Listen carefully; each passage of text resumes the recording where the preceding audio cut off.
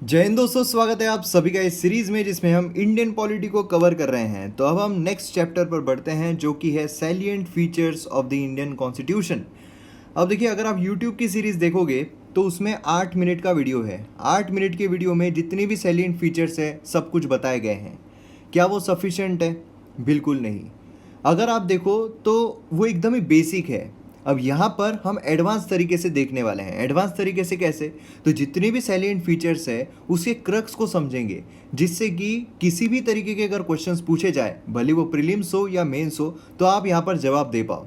अगर आपको लेक्चर से रिलेटेड कोई भी क्वेरीज आती है तो आप इस ईमेल आईडी पर मेल कर सकते हो। आपकी कोई भी क्वेरीज जो है वो पूछ सकते हो। तो चलिए शुरू करते हैं।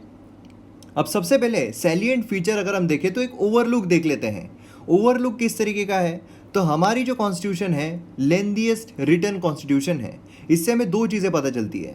एक तो हमारी कॉन्स्टिट्यूशन लिखी हुई है, दूसरा है कि ये लेंथीएस्ट है। पूरी दुनिया में सबसे लंबी कॉन्स्टिट्यूशन जो है वो हमें हमारी देखने को मिलती है। अब डिटेल में इस चीज़ को हम देखेंगे, ये भी देखेंगे कि क्यों हमारी कॉन्स्टिट्यूशन जो है वो लेंथीएस्ट रिटन कॉन्स्टिट्यूशन है। दूसरा हमें देखने को मिलता है कि वेरियस सोर्सेज से ड्रॉ की गई है। मतलब अगर आप देखो तो अलग अलग जो कंट्रीज़ की कॉन्स्टिट्यूशन है उसमें से जो बेस्ट चीज़ें हमें हमारे कंट्री के लिए देखने को मिलती है वो हमने यहाँ पर ली हुई है। उसी के साथ साथ हमारी जो कॉन्स्टिट्यूशन है वो ब्लेंड है रिजिडिटी की और फ्लेक्सिबिलिटी की। मतलब हमारी कॉन्स्टिट्यूशन जो है वो रिजिड भी है, उसी के साथ साथ फ्लेक्सिबल भी है।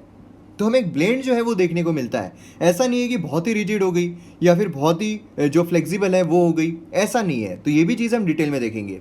उसी के साथ साथ यूनिवर्सल अडल्ट फ्रेंचाइज। हमारे यहाँ पर जो वोटिंग सिस्टम है वो कोई caste, sex, place of birth, इस सारी चीज़ों को देखकर नहीं, बल्कि जो भी 18 साल के ऊपर है वो वोट कर सकता है। तो इसी भी हम डिटेल में देखेंगे। हमारे यहाँ पर यूनिवर्सल अडल्ट फ्रेंचाइज है, ये सैलिएंट फीचर है। उसी के साथ साथ पार्लियामेंट्री फॉर्म ऑफ गवर्नमेंट है हमारे यहाँ पर, प्रेसिडेंशियल फॉर्म ऑफ गवर्नमेंट नहीं है। और यहाँ पर देखा जाए तो फेडरल स्ट्रक्चर है यूनिटरी बेस के साथ। हमारे यहाँ पर फेडरल स्ट्रक्चर है। फेडरल स्ट्रक्चर मतलब क्या है? मतलब कि सेंटर जो है वो तो पावरफुल है ही, जो प्रधानमंत्री है वो तो पावरफुल है ही, लेकिन उसी के साथ साथ जो चीफ मिनिस्टर्स हैं अलग अलग स्टेट्स के, अलग अलग राज्यों के, वो भी पावरफुल है। तो इस तरीके से हमारे यहाँ पर फेडरल स्ट्रक्चर है, लेकिन ज़्यादा पावर देखी जाए तो प्रधानमंत्री के पास है। तो यहाँ पर यूनिटरी बेस है। उसी के साथ साथ इंटीग्रेटेड और इंडिपेंडेंट जुडिशरी है। यहाँ पर दो चीज़ें इंपॉर्टेंट है कि इंटीग्रेटेड है। इंटीग्रेटेड मतलब क्या है कि एक साथ जुड़ी हुई है, उसी के साथ साथ इंडिपेंडेंट भी है, मतलब यहाँ पर अलग भी है। तो किस तरीके से अलग है, किस तरीके से इंटीग्रेटेड है, ये हम आगे जानेंगे। उसी के साथ साथ फंडामेंटल राइट्स हमारे संविधान में देखने को मिलते हैं। जो हमारे मूलभूत अधिकार है वो हमें देखने को मिलते हैं। उसी के साथ साथ डीपीएसपी हमें देखने को मिलती है। मतलब यहाँ पर सरकार जो है उनको यहाँ पर गाइडलाइंस दी गई है कि किस तरीके से आपको लॉज जो है वो लेकर आने हैं। और उसी के साथ साथ यहाँ पर हमें फंडामेंटल ड्यूटीज़ जो है वो भी देखने को मिलती है। यहाँ पर फंडामेंटल राइट्स के लिए हम सब बोलते हैं हमारे अधिकार, डीपीएसपी के लिए सरकार बोलती है हमारे अधिकार, लेकिन फंडामेंटल ड्यूटीज़ के लिए हर कोई यही बोलता है कि किसका है रे बाबा, ले जाओ इसको। तो इस तरीके से हमें सैलिएंट फीचर्स देखने को मिलते हैं। उसी के साथ साथ यहाँ पर सेक्युलर स्टेट जो है वो भी एक सैलिएंट फीचर देखने को मिलता है। हमारे यहाँ पर पॉजिटिव कॉन्सेप्ट है सेक्युलर स्टेट्स का, ना कि नेगेटिव कॉन्सेप्ट। अब यहाँ पर नेगेटिव कॉन्सेप्ट, पॉजिटिव कॉन्सेप्ट, इसमें क्या डिफरेंस है ये भी हम आगे देखेंगे। उसी के साथ साथ सिंगल सिटीजनशिप है। मतलब यहाँ पर हमारे कंट्री में अगर देखा जाए तो कोई भारत का भी सिटीजन और कनाडा का भी सिटीजन नहीं रह सकता है, या फिर कोई भारत का सिटीजन और महाराष्ट्र का सिटीजन नहीं रहता है। हमारे यहाँ पर पूरे भारत का एक सिटीजन होता है। तो इसलिए सिंगल सिटीजनशिप जो है वो हमारे यहाँ पर देखने को मिलती है। उसी के साथ साथ इंडिपेंडेंट बॉडीज़ भी, काफ़ी सारी इंडिपेंडेंट बॉडीज़ जो है वो भी हमारे कॉन्स्टिट्यूशन के जरिए हमें देखने को मिलती है। उसमें से एक है यूपीएससी। उसी के साथ साथ कोऑपरेटिव सोसाइटी जो है वो भी यहाँ पर हमें देखने को मिलती है। और यहाँ पर इमरजेंसी प्रोविजंस भी है। मतलब अगर कोई हमला होता है किसी कंट्री की तरफ से या फिर कोई भी डिस्टर्बेंसेस होते हैं तो यहाँ पर इमरजेंसी प्रोविजंस जो है वो भी दिए गए हैं। उसी के साथ साथ 3 टायर गवर्नमेंट जो है वो भी देखने को मिलती है पंचायती राज में। तो ये सारी चीज़ों को हम डिटेल में देखने की कोशिश करेंगे। अब देखिए यहाँ पर क्या होता है। यहाँ पर अब क्वेश्चन जो है अगर सीधे तरीके से पूछा जाए कि हमारे कॉन्स्टिट्यूशन के क्या क्या सैलिएंट फीचर्स है या फिर नीचे दिए गए में से कौन कौन से सैलिएंट फीचर हमारे कॉन्स्टिट्यूशन के देखने को मिलते हैं, तो उसके लिए जो ओवरव्यू है ये सफिशिएंट है। लेकिन अगर डिटेल में पूछा जाए, क्योंकि अब ये पहले पूछे जाते थे, ये जो क्वेश्चन है सब पहले पूछे जाते थे कि बताओ नीचे दिए गए में से कौन कौन से सैलिएंट फीचर्स है, ये बहुत पुराने क्वेश्चंस हो गए। अब यहाँ पर एनालिटिकल जो क्वेश्चंस है वो पूछे जाते हैं, जहाँ पर आपको एनालिटिकल दिमाग जो है उसका इस्तेमाल करना पड़ता है। तो हर क्वेश्चन का यहाँ पर क्यों जवाब आपको ढूंढना पड़ेगा, हर टॉपिक का क्यों ये जवाब ढूंढना पड़ेगा, तब जाकर आपको यूपीएससी के जितने भी प्रीलिम्स के क्वेश्चंस है वो आप अटेम्प्ट कर पाओगे, किसी भी जो एग्जाम है उसके आप क्वेश्चंस अटेम्प्ट कर पाओगे। तो अब देखिए यहाँ पर क्वेश्चन जो आपको कैसे पूछे जा सकते हैं। अब हमने जब एक बार सिर्फ ओवरलुक ही अगर देख लिया, जैसे कि यूट्यूब के वीडियो पर सिर्फ ओवरलुक जो है वो दिया हुआ है, अब यहाँ पर अगर सिर्फ ओवरलुक हमने देख लिया, यहाँ पर लेक्चर जो है वो खत्म कर दिया कि हमने सारे सैलिएंट फीचर्स देख लिए, तो क्या आप ये सवाल का जवाब दे पाओगे कि हमारे यहाँ पर जो लेंथीएस्ट रिटन कॉन्स्टिट्यूशन है तो उसके पीछे के कारण क्या क्या है, ये क्वेश्चन यहाँ पर है। तो इसके ऑप्शंस दिए गए हैं, vastness and diversity of the India, दूसरा है बोथ सेंटर और स्टेट, मतलब दोनों सेंटर और स्टेट जो है वो इंक्लूड किए गए हैं कॉन्स्टिट्यूशन में, मतलब अलग स्टेट्स की कॉन्स्टिट्यूशन अलग नहीं है। तीसरा है dominance of legal luminaries in the constituent assembly. तो इसमें से कौन कौन से कारण हैं, तो इसका जवाब जो है वो क्या रहेगा। तो देखिए अब ये जो है सिर्फ अगर हम ओवरलुक देख लेते हैं तो यहाँ पर जब एनालिटिकल क्वेश्चंस पूछे जाए तो क्या उसके हम जवाब दे पाएंगे, बिल्कुल नहीं दे पाएंगे। तो इसीलिए अब यहाँ पर हम देखते हैं कि इसका जवाब जो है वो क्या होगा। तो जैसे ही वीडियो खत्म होगा अपने आप आपका जो जवाब है वो आपके सामने तैयार रहेगा इस क्वेश्चन का। तो आइए पहली चीज यहाँ पर देखते हैं, लेंथीएस्ट रिटन कॉन्स्टिट्यूशन। हमारा जो संविधान है ये लेंथीएस्ट, सबसे लंबा लिखा गया है। अब यहाँ पर अगर आप देखो तो पूरी दुनिया में, ऐसा नहीं है कि यहाँ पर कोई एक दो हमें एशिया का ले लिए ये ले लिए, पूरी दुनिया में अगर जितनी भी कॉन्स्टिट्यूशन लिखी गई है, ठीक है, रिटन कॉन्स्टिट्यूशन जितनी भी है, उसमें से अगर देखा जाए तो इंडिया की जो कॉन्स्टिट्यूशन है वो लेंथीएस्ट रिटन कॉन्स्टिट्यूशन है। उसी के साथ साथ यहाँ पर ओरिजिनल कॉन्स्टिट्यूशन अगर हम देखें तो उसमें हमें एक प्रीएम्बल, 395 आर्टिकल्स और 8 शेड्यूल जो है वो देखने को मिलते हैं, जो कि हमने लास्ट लेक्चर में भी कवर किया था।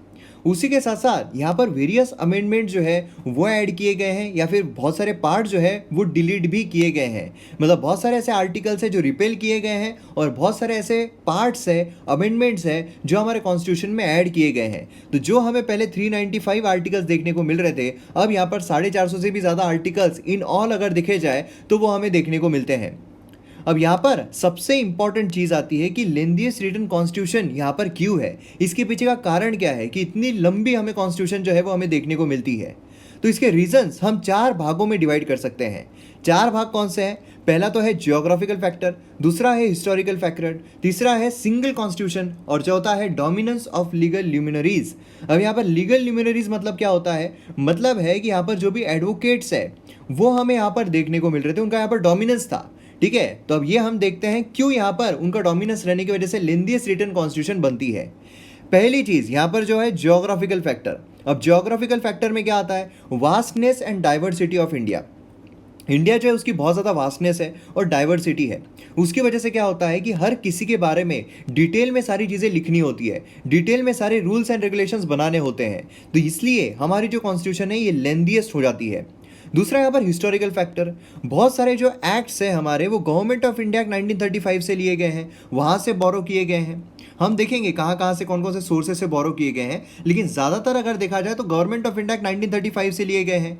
अब ये अगर देखें हम गवर्नमेंट ऑफ इंडिया 1935, तो हमने देखा है काफ़ी डिटेल्ड और काफ़ी बल्कि हमें जो एक फाइल है वो देखने को मिल रही थी। तो इसीलिए जब उसमें से लिया गया तो बट ऑब्वियसली काफ़ी ज़्यादा आर्टिकल उसमें से लेने की वजह से इसकी भी जो बल्कीनेस है ज़्यादा हो जाती है। फिर उसके बाद होती है सिंगल कॉन्स्टिट्यूशन, मतलब कि सेंटर और स्टेट दोनों के लिए सिंगल कॉन्स्टिट्यूशन है। ऐसा नहीं है कि जो स्टेट्स हैं उनकी अपनी कॉन्स्टिट्यूशन रहेगी और यहाँ पर इंडिया जो उसकी अलग कॉन्स्टिट्यूशन रहेगी। तो उस सिनारियो में हम ये बोल सकते थे कि हाँ ठीक है, इंडिया के जो है सेंटर में अलग कॉन्स्टिट्यूशन चल रही है तो वो छोटी रहेगी, लेकिन जब स्टेट्स भी इसमें इंक्लूड किए गए हैं, है ना, तो बट ऑब्वियस है कि यहाँ पर लेंथ जो है वो इंक्रीज हो जाती है। फिर नेक्स्ट यहाँ पर आता है dominance of legal luminaries in the constituent assembly. हमारा जो कॉन्स्टिट्यूशन असेंबली थी उसमें जो एडवोकेट्स हैं वो काफ़ी ज़्यादा थे, जो लीगल ल्यूमिनरीज है वो काफ़ी ज़्यादा थे। इसकी वजह से क्या हुआ, जो इसकी लैंग्वेज है वो भी उस तरीके की हमें देखने को मिलती है ना। और उसी के साथ साथ डिटेल सारी चीज़ें जो है वो डिटेल में लिखी गई, जिससे कि कन्फ्यूजन जो है वो ना हो कि भैया ये जो लॉ है इसका इंटरप्रिटेशन इस ढंग से भी हो सकता है, इस ढंग से भी हो सकता है, इस ढंग से भी हो सकता है। तो इसीलिए इसको जितना सिंप्लीफाई हो सके उतना सिंप्लीफाई करके बता दो, जिससे कि आगे जाकर इसमें कॉम्प्लिकेशन जो है वो डेवलप ना हो। तो ये सारे कारण हमें देखने को मिलते हैं जिससे कि लेंथीएस्ट रिटन कॉन्स्टिट्यूशन हमारी पूरी दुनिया में हो जाती है। तो ये प्रीलिम्स हो या मेंस हो, दोनों पर्सपेक्टिव से ये चीज़ काफ़ी इंपॉर्टेंट है। उसी के साथ साथ यहाँ पर मेंस पर्सपेक्टिव से और क्या चीज़ इंपॉर्टेंट है कि जो एक्सपीरियंस है डिफरेंट कॉन्स्टिट्यूशंस के वो यहाँ पर एक्यूमुलेट किए गए हैं, उसके एक्सपीरियंसेस एक्यूमुलेट किए गए हैं कि मतलब कौन से कॉन्स्टिट्यूशन में कौन सी चीज़ अच्छी है, कौन सी कॉन्स्टिट्यूशन की कौन सी चीज़ बुरी है। ये सारी चीज़ों का प्रॉपर तरीके से एनालिसिस करते हुए जो भी चीज़ें हमारे लिए अच्छी हो वो अलग अलग कॉन्स्टिट्यूशन से हमारे यहाँ पर लाई गई है। उसी के साथ साथ एडमिनिस्ट्रेटिव प्रोविजंस जो है वो भी काफ़ी डिटेल्ड रखे गए हैं, काफ़ी डिटेल्ड एडमिनिस्ट्रेटिव प्रोविजंस जो है वो हमें यहाँ पर देखने को मिलते हैं। जिससे क्या होता है, जिससे कि यहाँ पर जो एडमिनिस्ट्रेटिव जो भी मशीनरीज हो वो यहाँ पर सिंप्लीफाई हमें देखने को मिलती है ना। मतलब क्या है कि यहाँ पर जो ऑर्डिनरी तरीका होता है वो नहीं बल्कि एक प्रॉपर तरीका जिससे कि कंफ्यूजन जो है वो डेवलप ना हो, उस तरीके से यहाँ पर डिटेल प्रोविजन सभी चीज़ों के हमें देखने को मिलते हैं। फिर उसके बाद यहाँ पर कॉन्स्टिट्यूशन ऑफ द स्टेट्स, जो कॉन्स्टिट्यूशन ऑफ द स्टेट्स है वो भी हमें यहाँ पर देखने को मिलती है। सही बात है, क्योंकि क्या है कि स्टेट जो उनकी खुद की कॉन्स्टिट्यूशन है क्या, बिल्कुल नहीं है। इसीलिए क्या है, जब स्टेट्स भी हम इंक्लूड कर रहे हैं तो स्टेट के लिए भी क्या बेनिफिशियल है, उसमें क्या मशीनरी रहनी चाहिए। जैसे कि सेंटर में हमें प्रेसिडेंट जो है वो भी हमारी कॉन्स्टिट्यूशन में देखने को मिलता है, और जो स्टेट के गवर्नर है उनके डिटेल भी हमें हमारी कॉन्स्टिट्यूशन में ही देखने को मिलते हैं, है ना। जो सेंटर है उसका पार्लियामेंट भी हमें हमारी कॉन्स्टिट्यूशन में देखने को मिलता है, जो स्टेट लेजिस्लेचर है उसके भी डिटेल हमें हमारी कॉन्स्टिट्यूशन में देखने को मिलते हैं। तो इससे क्या होता है, जब सेंटर और स्टेट दोनों जब इंक्लूड किए गए हैं तो उसकी बल्कीनेस जो है वो यहाँ पर इंक्रीज हो ही जाती है। और उसी के साथ साथ यहाँ पर फेडरल रिलेशन जो है वो एलाबरेटली एक्सप्लेन किए गए हैं कि वही मतलब कि जो फेडरल है, जो स्टेट्स है, उनके रिलेशन सेंटर के साथ कैसे रहेंगे, ये भी बहुत ही डिटेल में यहाँ पर एक्सप्लेन जो है वो किए गए हैं। उसी के साथ साथ यहाँ पर जस्टिसेबल और नॉन जस्टिसेबल राइट जो है वो भी इसमें इंक्लूड किए गए हैं। ऐसा नहीं है कि भैया हम यहाँ पर क्या करते हैं सिर्फ जस्टिसेबल राइट्स होंगे वो इंक्लूड कर लेते हैं, बाकी नॉन जस्टिसेबल जो भी रहेंगे वो फिर आप देख लेना उसका क्या करना है। लेकिन ऐसा नहीं है, हमारे कॉन्स्टिट्यूशन में जस्टिसेबल राइट हो या नॉन जस्टिसेबल राइट हो, दोनों यहाँ पर इंक्लूड किए गए हैं। इसके बारे में डिटेल हम देखेंगे जब जस्टिसेबल नॉन जस्टिसेबल आएंगे, तब एग्जाम्पल के थ्रू सारी चीज़ें हम कवर करेंगे। उसी के साथ साथ यहाँ पर जो वास्टनेस है हमारी कंट्री की, तो एक पर्टिकुलर प्रॉब्लम जो है उसे भी यहाँ पर रिजॉल्व करने की बात होती है। मतलब यहाँ पर प्रॉब्लम जो रिलेटेड है शेड्यूल कास्ट से, शेड्यूल ट्राइब से, जो बैकवर्ड क्लासेस है उनके जो भी प्रॉब्लम्स है ना, ऑफिशियल लैंग्वेज की प्रॉब्लम हो जाए, तो ये सारी चीज़ें जो है ये सारी चीज़ें इसमें इंक्लूड की गई है। इसकी वजह से यहाँ पर बल्कीनेस जो है कॉन्स्टिट्यूशन का वो काफ़ी ज़्यादा बढ़ जाता है। तो अब आपके पास सफिशिएंट इन्फॉर्मेशन हो गई है कि जो लेंथीएस्ट रिटन कॉन्स्टिट्यूशन है वो हमारे यहाँ पर क्यों देखने को मिलती है। चलिए अब नेक्स्ट चीज पर बढ़ते हैं, यहाँ पर डिफरेंट सोर्सेस। अब यहाँ पर अगर आप देखोगे तो डिफरेंट सोर्सेस से हमारी जो कॉन्स्टिट्यूशन है वो ली गई है। तो ये जो सोर्सेस है काफ़ी इंपॉर्टेंट है, क्योंकि सीधे तरीके से आपको क्वेश्चन जो है प्रीलिम्स में ऐसा आ सकता है मैच द पेयर में कि ये जो चीज़ है ये कहाँ से ली गई है, दूसरी ये चीज़ है कहाँ से ली गई है, ये चीज़ कौन से कंट्री से ली गई है। तो ऐसे क्वेश्चन आपको आ सकते हैं। और ऐसा भी आ सकता है कि नीचे दिए गए में से ये जो चीज़ें हैं ये यूएसए से कौन कौन सी चीज़ें ली गई है, कनाडा से कौन कौन सी चीज़ें ली गई है, ऐसे भी क्वेश्चंस आपको पूछे जा सकते हैं। इसलिए डिटेल में डिफरेंट सोर्सेज जो है उन्हें देखना काफ़ी ज़रूरी है। अब यहाँ पर देखिए हमारे जो फ्रेमर्स रहे कॉन्स्टिट्यूशन के, उन्होंने क्या किया है, वर्ल्ड में जितनी भी कॉन्स्टिट्यूशन है उन सबको पढ़ा, उसके बाद जो हमारे लिए इंपॉर्टेंट होगा, जो हमारे लिए ज़रूरी होगा, उसे यहाँ पर इंक्लूड किया गया। उसी के साथ साथ मोस्ट ऑफ द एक्ट जो है वो हमने गवर्नमेंट ऑफ इंडिया एक्ट 1935 से बोरो किए हैं, जैसा कि मैंने आपको बताया था। और वो काफ़ी डिटेल्ड हमें फाइल जो है वो देखने को मिल रही थी, जिसकी वजह से बल्कीनेस जो है काफ़ी ज़्यादा इंक्रीज हो जाता है। उसी के साथ साथ जो फिलोसॉफिकल पार्ट है, ठीक है, ये सबसे इंपॉर्टेंट है, जो फिलोसॉफिकल पार्ट है हमारे कॉन्स्टिट्यूशन का। अब फिलोसॉफिकल पार्ट अगर हम बोले तो फिलोसॉफिकल पार्ट मतलब क्या है, जैसे कि फंडामेंटल राइट्स है, directive principles of state policy है, तो ये जो है डिराइव किए गए हैं अमेरिकन और इरिश कॉन्स्टिट्यूशन से। उसी के साथ साथ पॉलिटिकल पार्टी जो है वो भी यहाँ पर ब्रिटिश कॉन्स्टिट्यूशन से लार्जली ड्रॉन की गई है। तो अब यहाँ पर अगर हम स्पेसिफिकली देखें कि कौन सी कंट्री से कौन कौन सी चीज़ें ली गई है, तो सोर्सेस यहाँ पर काफ़ी इंपॉर्टेंट है। तो सबसे पहले हम बात करते हैं जहाँ से हमने सबसे ज़्यादा चीज़ें उठाई है, जो कि है गवर्नमेंट ऑफ इंडिया एक्ट 1935। तो गवर्नमेंट ऑफ इंडिया एक्ट 1935 से क्या लिया गया है, सबसे पहले तो फेडरल स्कीम जो है वो ली गई है। अब देखिए अगर आपने मॉडर्न हिस्ट्री, इसलिए मैं बोलता हूं कि सबसे इंपॉर्टेंट है सबसे पहले हिस्ट्री कवर करना। जब हिस्ट्री कवर होती है तो बट ऑब्वियस हमें यहाँ पर समझ में आ जाता है कि ये चीज़ जो है यहाँ पर क्यों आई होगी, हम अंदाजा जो है वो लगा सकते हैं।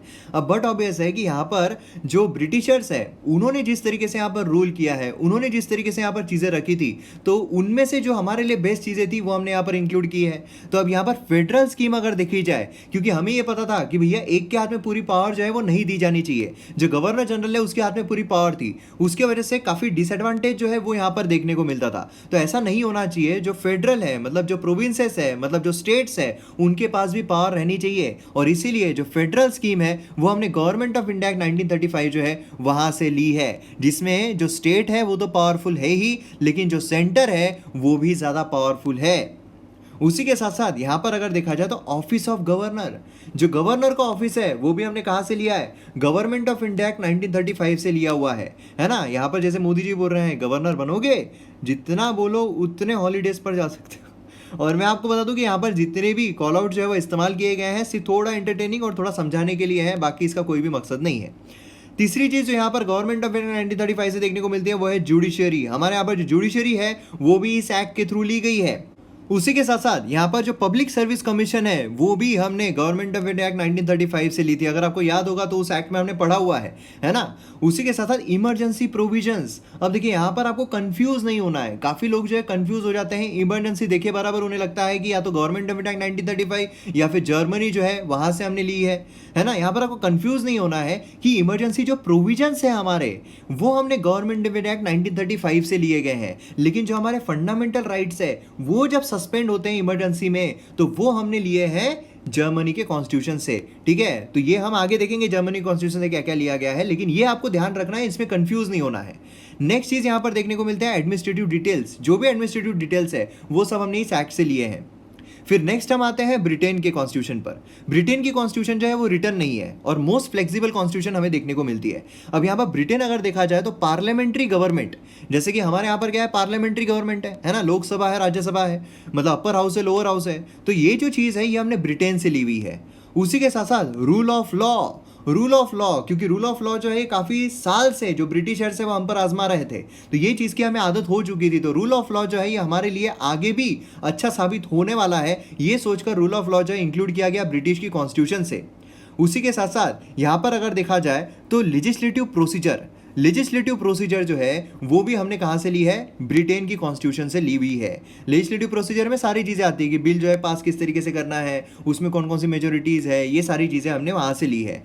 उसी के साथ सिंगल सिटीजनशिप, मतलब कि एक इंसान, एक व्यक्ति दो देशों का सिटीजनशिप नहीं हो सकता, मतलब इंडिया का भी और किसी देश का citizenship at a time simultaneously नहीं हो सकता है। या तो इंडिया का सिटीजन रहेगा या तो वो इंडिया का सिटीजन नहीं रहेगा, किसी और देश का सिटीजन रहेगा, यही एक आपके पास ऑप्शन जो है वो बचता है। उसी के साथ साथ जो स्टेट्स है, जैसे यूएसए में अगर आप देखो तो यूएसए का जो नागरिक है वो यूएसए का भी सिटीजन होता है और स्टेट का भी सिटीजन होता है, लेकिन हमारे यहाँ पर ऐसा नहीं है। हमारे यहाँ पर इंडिया का सिटीजन और महाराष्ट्र का सिटीजन ऐसा नहीं है, हमारे यहाँ पर सिंगल सिटीजन होता है पूरे इंडिया का।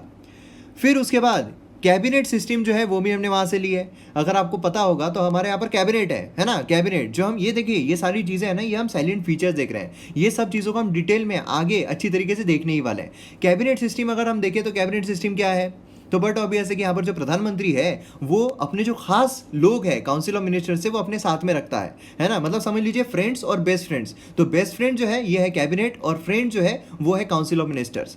उसी के साथ साथ यहाँ पर प्रोरोगेटिव रीड जो है, अब सुप्रीम कोर्ट अगर हमारा फंडामेंटल राइट जो है वायलेट होता है तो फिर उसके बाद क्या होता है, as per article 32 directly supreme court जो है रिट्स इशू कर सकता है, तो ये भी हमने ब्रिटेन से लिया हुआ है। उसी के साथ साथ पार्लियामेंट्री प्रिविलेजेस, जो पार्लियामेंट से प्रिविलेजेस मिलते हैं वहाँ पर जो मेंबर है उसे, तो वो कौन से प्रिविलेजेस है वो भी हम आगे देखेंगे, तो ये भी हमने ब्रिटेन से लिया हुआ है। उसी के साथ साथ बायकैमरलिज्म, मतलब अपर हाउस लोअर हाउस, ये कहाँ से लिया हुआ है, ब्रिटेन से लिया हुआ है।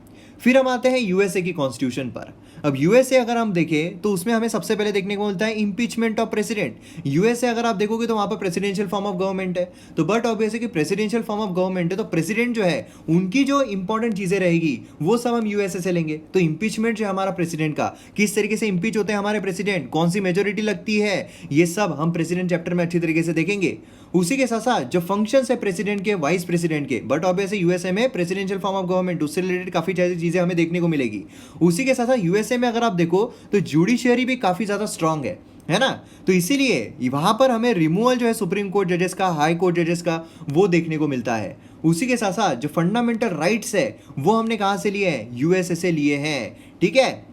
और उसी के साथ साथ जुडिशियल रिव्यू, मतलब जुडिशियल रिव्यू का मतलब क्या होता है कि जैसे कि फॉर एग्जांपल अगर आपका जो ब्रेकअप हो रहा है, ठीक है, आपका अगर ब्रेकअप हो गया लेकिन आप बोल रहे हो आपकी गर्लफ्रेंड को नहीं नहीं नहीं नहीं नहीं, ये नहीं, ऐसा नहीं है, एक बार फिर से सोच लो, मैं बोल रहा हूँ कि जो तुम सोच रहे हो वैसा कुछ भी नहीं है, एक बार फिर से सोच लो, एक बार फिर से, तो ये क्या है, ये अगर आपकी गर्लफ्रेंड फिर से सोचती है वो हो गया जुडिशियल रिव्यू। मतलब एक बार अगर कोई डिसीजन दिया गया है उस पर अगर पुनः विचार हो रहा है उसे कहा जाता है जुडिशियल रिव्यू।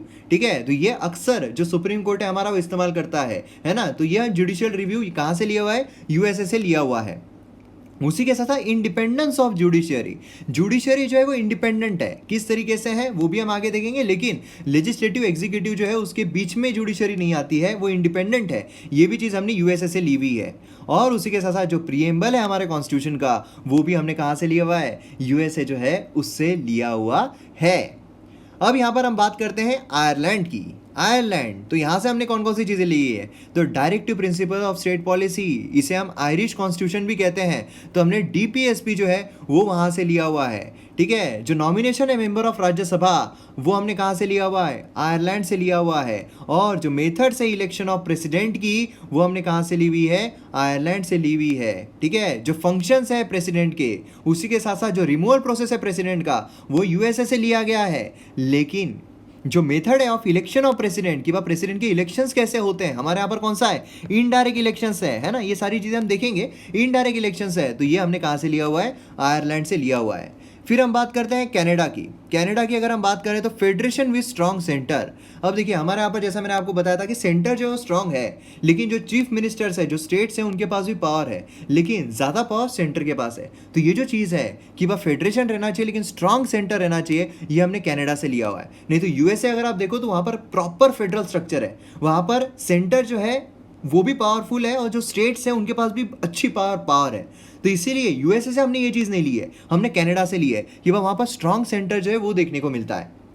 उसी के साथ साथ यहाँ पर रेसिडियरी पावर जो है सेंटर के पास दिए गए हैं, ये भी हमने कनाडा से लिया हुआ है। मतलब हमारे यहाँ पर लिस्ट है ना, यूनियन लिस्ट है, स्टेट लिस्ट है, कॉन्करेंट लिस्ट है। यूनियन लिस्ट में वो सब्जेक्ट्स है जिस पर केंद्र सरकार एक्सक्लूसिवली लॉज बना सकती है, स्टेट लिस्ट में वो सब्जेक्ट्स है जिस पर राज्य सरकार एक्सक्लूसिवली लॉज बना सकती है, और कॉन्करेंट लिस्ट में वो सब्जेक्ट्स है जिस पर दोनों ही लॉज बना सकते हैं। तो जहाँ पर रेसिडियरी सब्जेक्ट्स आ गए, मतलब जो इन तीनों में नहीं दिए गए हैं, उस पर कौन लॉज बनाएगा, तो उसकी पावर जो है सेंटर के पास दी गई है। तो इस तरीके से रेसिडियरी पावर जो है वो सेंटर ने रखी है, कहां से लिया हुआ है, कनाडा से लिया हुआ है। उसी के साथ साथ जो गवर्नर की अपॉइंटमेंट है सेंटर के द्वारा, ये भी हमने कनाडा से ली हुई है ना। जब यहां पर हम स्ट्रॉन्ग सेंटर की बात करते हैं तो बट ऑब्वियस है कि गवर्नर अगर इलेक्टेड हो तो वो अपनी पावर ज्यादा बताएगा, तो इसीलिए यहां पर अपॉइंटमेंट जो है वो रखी गई है प्रेसिडेंट के द्वारा।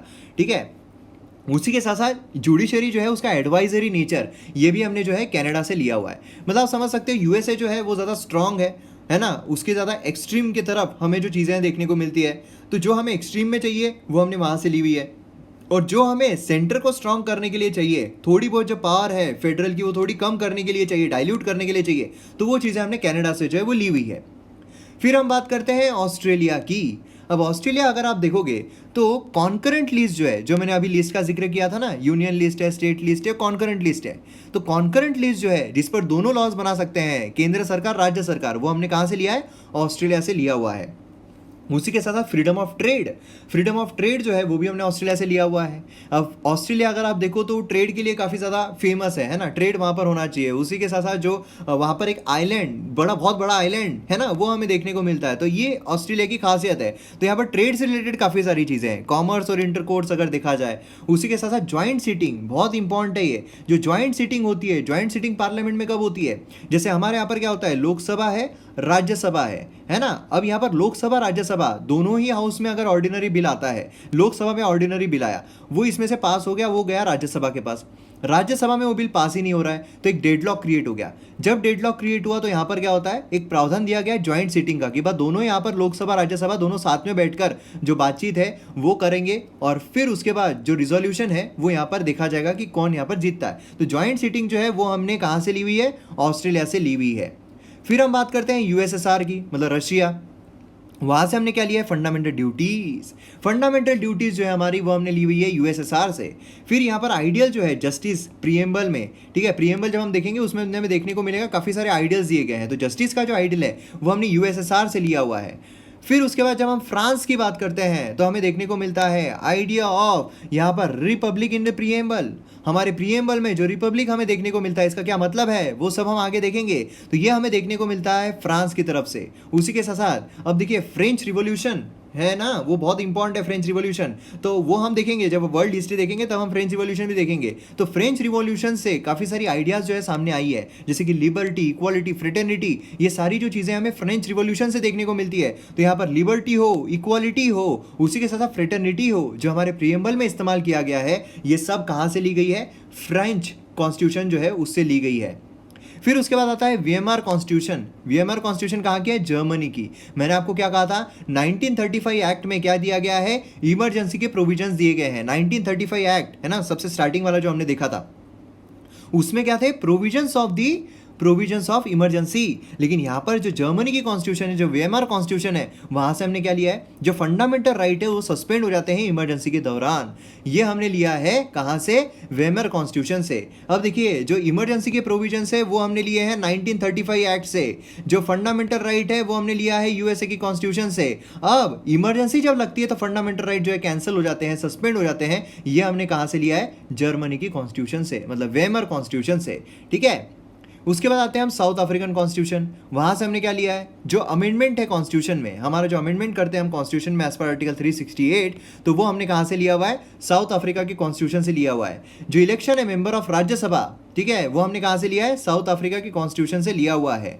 उसी के साथ साथ जब हम जापान के कॉन्स्टिट्यूशन की बात करते हैं तो इसमें प्रोसीजर स्टैब्लिश्ड बाय लॉ, ये हमने कहाँ से लिया हुआ है? जापान जो है वहाँ से लिया हुआ है। अब ये हमें आर्टिकल जो 14 है उसके तहत हमें ये सारी चीज़ें देखने को मिलती है। Procedure established by law, equality before law, तो ये सारी चीज़ें हम डिटेल में जब फंडामेंटल राइट आएगा तो अच्छी तरीके से कवर करेंगे। ठीक है, तो प्रोसीजर स्टैब्लिश्ड बाय लॉ जो है ये हमने जापान की कॉन्स्टिट्यूशन से लिया हुआ है। तो इस तरीके से हमारे जो सोर्सेस है कॉन्स्टिट्यूशन के वो यहाँ पर पूरे होते हैं। तो अब जो थर्ड चीज़ यहाँ पर हमें देखने को मिलती है वो है blend of rigidity and flexibility. मतलब यहाँ पर रिजिड भी है और फ्लेक्सिबल भी है। मतलब देखिए कुछ कुछ कॉन्स्टिट्यूशन जो है वो ऐसी होती है कि काफ़ी ज़्यादा रिजिड होती है। काफ़ी ज़्यादा रिजिड का मतलब क्या है कि उसमें चेंजेस करना काफ़ी मुश्किल हो जाते हैं। जैसे कि अगर आप यूएसए की कॉन्स्टिट्यूशन देखोगे तो उसमें इतने कम अमेंडमेंट्स हुए हैं, इतने कम चेंजेस हुए हैं अभी तक कि आप सोच नहीं सकते हो। तो वो हम कहेंगे काफ़ी रिजिड कॉन्स्टिट्यूशन है, मतलब उसमें चेंजेस जो है वो इजीली नहीं किए जा सकते हैं। और कुछ ऐसी कॉन्स्टिट्यूशन होती है बहुत ही ज़्यादा फ्लेक्सिबल होती है, मतलब इतनी ज़्यादा होती है कि मतलब फटाफट उसमें बोलने से चेंजेस हो जाएंगे। अगर आप देखो तो ब्रिटेन की जो कॉन्स्टिट्यूशन है वो बहुत ज़्यादा फ्लेक्सिबल है, क्योंकि वो लिखी हुई नहीं है तो उसमें चेंजेस है बहुत जल्दी हो जाते हैं। और प्लस वहाँ पर जो पार्लियामेंट है वो सुप्रीम मानी जाती है, तो इसीलिए क्या होता है, जो पार्लियामेंट बोलेगी वो लॉ बन जाएगा। तो इस तरीके से बहुत ज़्यादा फ्लेक्सिबल भी हमें कॉन्स्टिट्यूशन देखने को मिलती है। अगर हम हमारे इंडिया की बात करें तो ना ही वो इतनी रिजिड है और ना ही इतनी फ्लेक्सिबल है, ये दोनों का ब्लेंड है, दोनों का मिक्सचर है। ये हमें यहाँ पर हमारे जो कॉन्स्टिट्यूशन है उसमें देखने को मिलता है। मतलब हमारे कॉन्स्टिट्यूशन में कुछ ऐसे प्रोविजंस है जिसे चेंज करना मुश्किल है, जिसे चेंज करने के लिए आपको स्पेशल मेजोरिटी की ज़रूरत पड़ती है। स्पेशल मेजोरिटी मतलब क्या है कि एटलीस्ट आपको 2/3 लोग जो है उनका यहाँ पर जो सहमत है वो चाहिए रहेगा, तब जाकर आप कोई भी चेंजेस जो है वो कर सकते हो। फॉर एग्जांपल अगर टोटल 90 लोग हैं तो 90 लोगों का 2/3 जो है वो कितना होगा, तो 3 3 ज़ा 90, 3 2 ज़ा 60, मतलब 60 लोग, 90 में से 60 लोग जो है उन्होंने यहाँ पर अप्रूवल देना चाहिए, तब जाकर उसमें चेंजेस हो सकते हैं। मतलब यहाँ पर हमें थोड़ी रिजिडिटी जो है वो देखने को मिलती है कि हाँ भैया यहाँ पर मुश्किल है, मतलब 90 में से 60 लोगों का जो सहमति है वो लेना यहाँ पर मुश्किल हो जाता है। उसी के साथ साथ यहाँ पर हमारे यहाँ पर सिंपल मेजोरिटी से भी काफ़ी सारी चीज़ें होती है, काफ़ी सारी चीज़ें, मतलब मैं तो कहूँगा कि मोस्ट ऑफ द चीज़ें जो है वो हमें यहाँ पर सिंपल मेजोरिटी के थ्रू भी देखने को मिलती है कि बहुत सारी चीज़ें हम, बहुत सारे लॉज, बहुत सारे रेगुलेशंस हम सिंपल मेजोरिटी से भी लेकर आते हैं। सिंपल मेजोरिटी मतलब क्या है, 50% + 1, मतलब क्या है कि अगर टोटल 90 है तो मतलब 46 लोग जो है सिर्फ उनका यहाँ पर सहमति चाहिए रहेगी। तो इस तरीके से हमारे यहाँ पर ब्लेंड है। हमारे यहाँ पर क्या है कि यहाँ पर रिजिड कॉन्स्टिट्यूशन भी देखने को मिलते हैं, कुछ ऐसे प्रोविजंस हैं जिन्हें चेंज करना काफ़ी मुश्किल हो जाता है, और कुछ ऐसे कॉन्स्टिट्यूशन में चीज़ें हैं जिसे चेंज करना काफ़ी आसान है। तो इसलिए हम यहाँ पर कहते हैं कि हमारे यहाँ पर ब्लेंड है, मतलब एकदम ज़्यादा रिजिड भी नहीं है, एकदम ज़्यादा जो है वो एकदम फ्लेक्सिबल भी नहीं है, क्योंकि कोई कोई प्रोविजंस ऐसे भी है जिसमें हाफ ऑफ द स्टेट का रेक्टिफिकेशन भी लेना पड़ता है। मतलब अगर वो फेडरल स्ट्रक्चर को चेंज कर रहा है तो आधे जो स्टेट्स हैं उनके असेंबली का यहाँ पर मत लेना पड़ता है कि भैया तुम हमारे समर्थन में हो। तो ये भी चीज़ हमें यहाँ पर देखने को मिलती है। क्लियर है? तो इसलिए हम कहेंगे कि यहाँ पर ब्लेंड है, दोनों का मिक्सचर है दोनों का। नेक्स्ट हमें यहाँ पर देखने को मिलता है parliamentary form of government. Parliamentary form of government मतलब हमारे यहाँ पर एक पार्लियामेंट है जिसमें दो हाउसेस देखने को मिलते हैं, लोकसभा देखने को मिलता है जो कि लोअर हाउस है, राज्यसभा देखने को मिलता है जो कि अपर हाउस है। अब यहाँ पर अगर आप देखोगे पार्लियामेंट्री फॉर्म ऑफ गवर्नमेंट हमने कहाँ से लिया हुआ है, हमने देखा है कि जो ब्रिटेन है वहाँ से लिया हुआ है। मतलब कौन सा मॉडल है, तो वेस्टमिंस्टर मॉडल जो है वहाँ से लिया गया है। तो ये एक जगह है ना, ब्रिटेन जो है वहाँ पर एक जगह है जहाँ पर स्थित है, तो इसलिए उसे वेस्टमिंस्टर जो है वो कहा जाता है। तो वो मॉडल जो है वहाँ वो हमने यहाँ पर अपनाया हुआ है। तो इस तरीके से यहाँ पर अगर आप देखो तो हमारे यहाँ पर नॉमिनल और रियल एग्जीक्यूटिव जो है वो देखने को मिलते हैं। उसी के साथ साथ हमारे यहाँ पर मेजोरिटी पार्टी जो है वो रूल करती है। ऐसा नहीं कि कोई भी यहाँ पर बन जाएगा, जो पार्टी के पास मेजोरिटी है वही सिर्फ यहाँ पर रूल कर सकती है। उसी के साथ साथ जो कलेक्टिव रिस्पॉन्सिबिलिटी है एग्जीक्यूटिव की टू द लेजिस्लेचर वो भी हमें यहाँ पर देखने को मिलता है। और यहाँ पर जो प्राइम मिनिस्टर है उसकी लीडरशिप क्वालिटी हमें देखने को मिलती है। तो ये कुछ फीचर्स है पार्लियामेंट्री फॉर्म ऑफ गवर्नमेंट के। तो इस पर सेपरेट लेक्चर भी हम लेने वाले हैं, सेपरेट एक चैप्टर है पार्लियामेंट्री फॉर्म ऑफ गवर्नमेंट। तो उसमें जितने भी फीचर्स है वो कॉम्प्रिहेंसिव तरीके से हम देखेंगे, ठीक है। और भी काफ़ी फीचर्स है जैसे कि लोअर हाउस जो उसका डिसोल्यूशन हो जाना है ना, अगर मेजोरिटी नहीं है तो डिसॉल्व हो जाता है, या फिर 5 साल का टेनियर खत्म होने के बाद डिसॉल्व हो जाता है। मेजोरिटी पार्टी जो है वो रूल करती है। जो मेंबरशिप है मिनिस्टर्स की लेजिस्लेचर में वो देखने को मिलती है। तो ये सारे फीचर्स हमें पार्लियामेंट्री फॉर्म ऑफ गवर्नमेंट के देखने को मिलते हैं। अब सवाल ये आता है कि पार्लियामेंट्री फॉर्म ऑफ गवर्नमेंट यहाँ पर क्यों अपनाया गया, क्यों हमने पार्लियामेंट्री फॉर्म ऑफ गवर्नमेंट अपनाया है। ये सवाल तो आपके मन में आना ही चाहिए। क्यों हमने प्रेसिडेंशियल फॉर्म ऑफ गवर्नमेंट नहीं अपनाया है जैसे यूएसए में है। तो यहाँ पर हमें देखने को मिलता है कि लोग जो है उनको इस चीज़ का एक्सपीरियंस था, लोगों को पता था कि पार्लियामेंट्री फॉर्म ऑफ गवर्नमेंट किस तरीके से रहती है, उसमें क्या क्या ड्रॉबैक्स है या फिर क्या क्या एडवांटेजेस है। तो ड्रॉबैक्स को एलिमिनेट करो, एडवांटेजेस को लो। तो लोगों को इस चीज़ के बारे में पता है क्योंकि ब्रिटिशर्स ने इतने साल तक राज किया है, इसीलिए यहाँ पर पार्लियामेंट्री फॉर्म ऑफ गवर्नमेंट जो है उसे अपनाना हमारे लिए काफ़ी आसान था। उसी के साथ साथ पार्लियामेंट्री सिस्टम जो है वो प्रिंसिपल ऑफ कोऑपरेशन और कोऑर्डिनेशन पर बेस्ड है। मतलब अगर आप यूएसए देखो तो प्रेसिडेंशियल फॉर्म ऑफ गवर्नमेंट है, उसमें कंप्लीट सेपरेशन ऑफ पावर देखने को मिलता है। मतलब जो एग्जीक्यूटिव है, लेजिस्लेटिव है, जुडिशियरी है, कंप्लीट सेपरेशन है। अगर वैसा रहे तो यहाँ पर प्रॉब्लम्स हो जाएंगे, है ना। मतलब अगर ऐसा रहे तो यहाँ पर कॉन्फ्लिक्ट जो है वो पैदा हो जाएंगे, है ना। तो इसीलिए यहाँ पर क्या सोचा गया कि नहीं, यहाँ पर कोऑपरेशन के साथ, कोऑपरेशन कोऑर्डिनेशन के साथ सारी चीज़ें होनी चाहिए। इसलिए, और ये कौन प्रोवाइड करता है, पार्लियामेंट्री फॉर्म ऑफ गवर्नमेंट। तो इसीलिए पार्लियामेंट्री फॉर्म ऑफ गवर्नमेंट जो है वो हमारे लिए अच्छी है। और उसी के साथ साथ इंडियन पार्लियामेंट्री सिस्टम जो है वो भले ही ब्रिटिश मॉडल पर बेस्ड हो। देखिए प्रीलिम्स पर्सपेक्टिव से ये चीज़ बहुत ज़्यादा इंपॉर्टेंट है, या फिर अगर पार्लियामेंट्री फॉर्म ऑफ गवर्नमेंट के बारे में आपको मेंस में क्वेश्चन आए तो ये पॉइंट आपका आना ही चाहिए। हमने जो पार्लियामेंट्री सिस्टम है वो भले ही ब्रिटिशर से ली हुई है, लेकिन फिर भी उनके पार्लियामेंट्री सिस्टम में और हमारे पार्लियामेंट्री सिस्टम में दो फंडामेंटल डिफरेंस हमें देखने को मिलते हैं। पहला तो है कि इंडियन पार्लियामेंट जो है वो एक सोवरेन बॉडी नहीं है जैसे कि ब्रिटिश पार्लियामेंट। जैसा कि मैंने आपसे कहा था कि ब्रिटिश पार्लियामेंट वो एक सोवरेन बॉडी है, सुप्रीम बॉडी है, उसके आगे कुछ भी नहीं है, उसके सामने कुछ भी नहीं है। वो जो लॉज बनाएगा वो यहाँ पर फाइनल। लेकिन हमारे यहाँ पर अगर देखोगे आप तो सोवरेन बॉडी नहीं है, ठीक है। हमारी जो पार्लियामेंट है सोवरेन बॉडी नहीं है। मतलब ऐसा नहीं कि पार्लियामेंट ने जो लॉ बनाया फिर वो फाइनल, उसको कोई चैलेंज नहीं कर सकता है, उसके लिए जुडिशियल रिव्यू शामिल है ना। तो इस तरीके से हमें देखने को मिलता है कि हमारी जो पार्लियामेंट है सोवरेन बॉडी नहीं है। तो ये चीज़ काफ़ी इंपॉर्टेंट है। दूसरा अगर आप देखोगे तो इंडियन स्टेट जो है वो इलेक्टेड है, और ब्रिटिश पार्लियामेंट अगर आप देखोगे तो वहाँ पर मोनार्की हमें देखने को मिलती है, ठीक है। यहाँ पर वाइट नहीं वाइल चाहिए, while British has monarchy. Monarchy मतलब क्या है कि वहाँ पर हायरार्की में चलते हैं, जो वहाँ की मोनार्क है वो हायरार्की में, मतलब उनका जो मतलब ये जो है हेरिडिटरी चलते हैं, मतलब उनका जो बेटा है वही वो बनेगा, है ना। वहाँ पर इलेक्टेड नहीं होता। लेकिन हमारे अगर प्रेसिडेंट अगर आप देखो तो वो इलेक्टेड होते हैं, भले ही इनडायरेक्ट इलेक्शन है लेकिन इलेक्टेड होते हैं। तो ये दो जो डिफरेंस है ये हमें देखने को मिलते हैं। फिर नेक्स्ट यहाँ पर आता है federal system with unitary structure. हमारे यहाँ पर क्या है, फेडरल सिस्टम है और उसी के साथ साथ यूनिटरी स्ट्रक्चर जो है वो हमें यहाँ पर देखने को मिलता है कि वह यूनियन जो है वो यहाँ पर ज़्यादा स्ट्रांग है।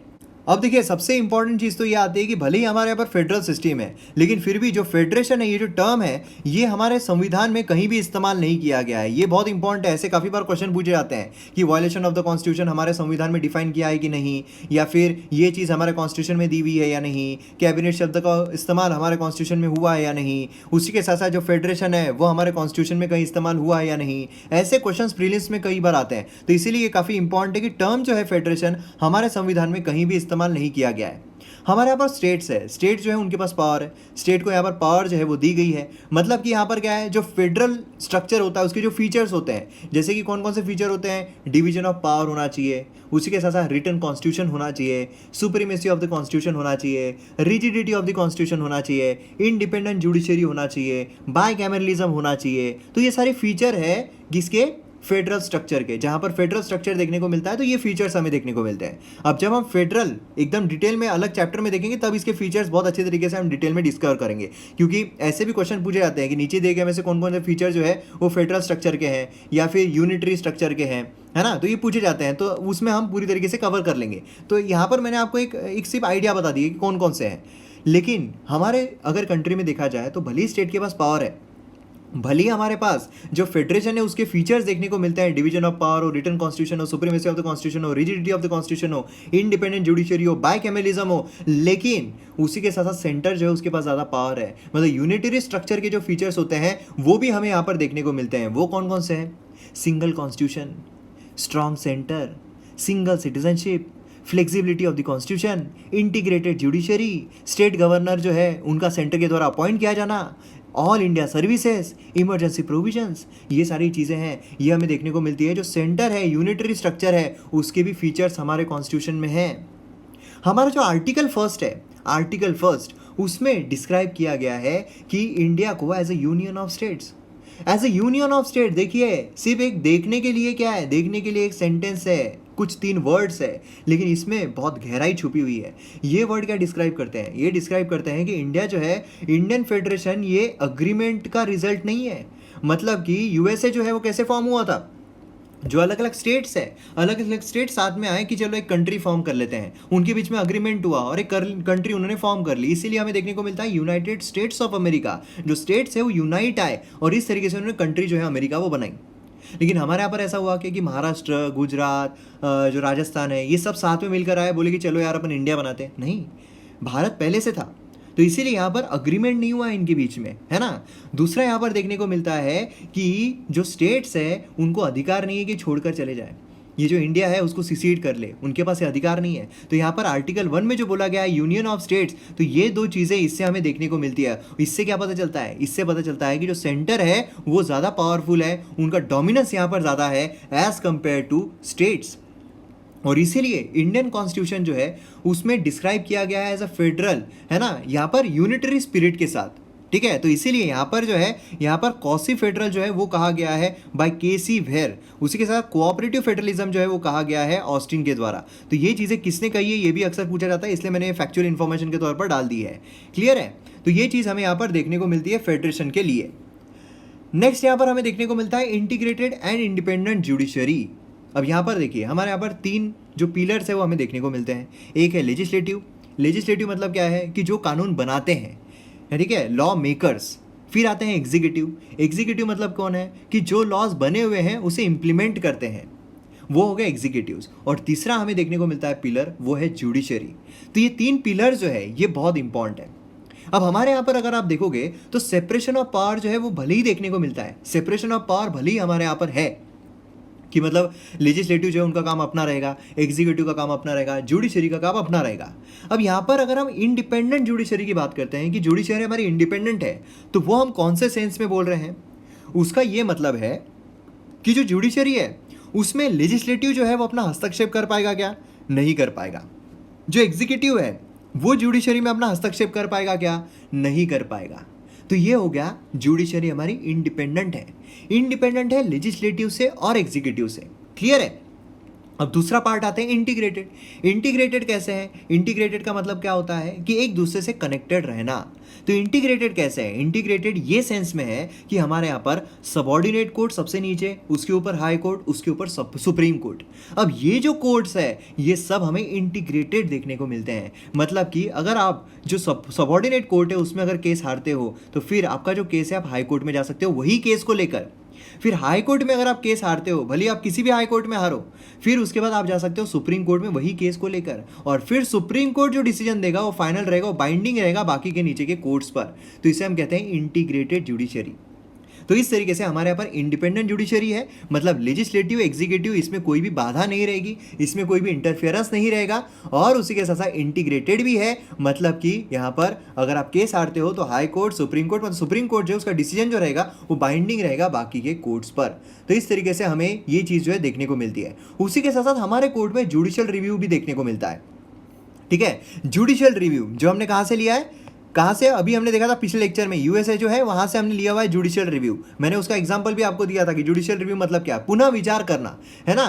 तो जुडिशियल रिव्यू जो है ये कंपोनेंट यहाँ पर इस्तेमाल किया गया है, मतलब कोई भी अगर चीज़ हो, अगर यहाँ पर जो कोर्ट है वो अगर कुछ डिसीजन जो है अलग ढंग से देती है तो उस पर फिर से पुनः विचार करके वो उस डिसीजन को चेंज कर सकती है ना। तो ये हम कहते हैं जुडिशियल रिव्यू। तो प्रिंसिपल ऑफ जुडिशियल रिव्यू जो है ये भी यहाँ पर गारंटी किया गया है कोर्ट के पास, जुडिशियल पावर जो है वो उसे मिली हुई है। लेजिस्लेचर ने कोई एक लॉ लेकर आ गए, ठीक है, लेजिस्लेचर ने कोई एक लॉ लेकर आ गए, अब यहाँ पर जो सुप्रीम कोर्ट है उसे ऐसा लगता है कि ये कॉन्स्टिट्यूशन के अगेंस्ट में है, तो जुडिशियल रिव्यू का इस्तेमाल करके इस लॉ को खारिज भी कर सकते हैं। तो इस तरीके से यहाँ पर इंडिपेंडेंस, उसकी जो पावर है वो हमें यहाँ पर देखने को मिलती है।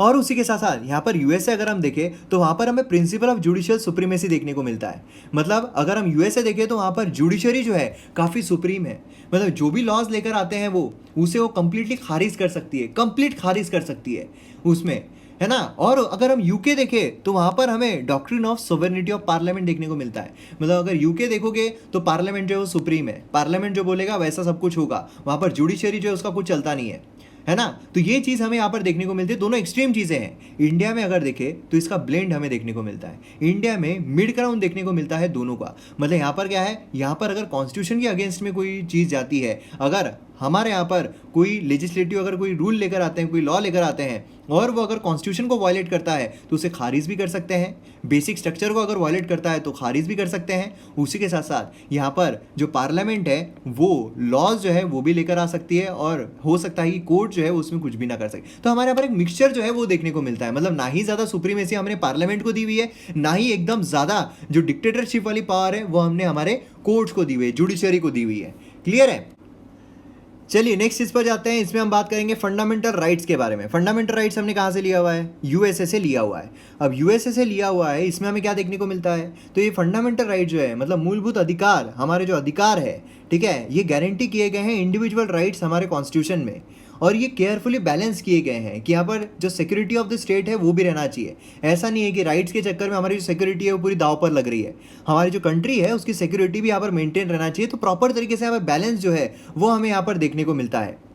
फंडामेंटल राइट जो है रीजनेबल रिस्ट्रिक्शंस के साथ यहाँ पर लाए गए हैं, मतलब फंडामेंटल राइट ये एब्सोल्यूट नहीं है। अगर हमारे फंडामेंटल राइट में बोला गया है कि मुझे यहाँ पर कुछ भी बोलने की आज़ादी है, तो ऐसा नहीं है कि मैं कुछ भी बोल सकता हूँ, देश का अपमान कर सकता हूँ, जो राष्ट्रध्वज है उसका अपमान कर सकता हूँ, ऐसा नहीं है। रीजनेबल रिस्ट्रिक्शंस के साथ लगाए गए हैं, मतलब अगर कोई इंसान करने की कोशिश भी करता है, कुछ देश के अगेंस्ट में बोलने की कोशिश भी करता है, तो सीधा उसे जेल में जो है वो डाला जा सकता है।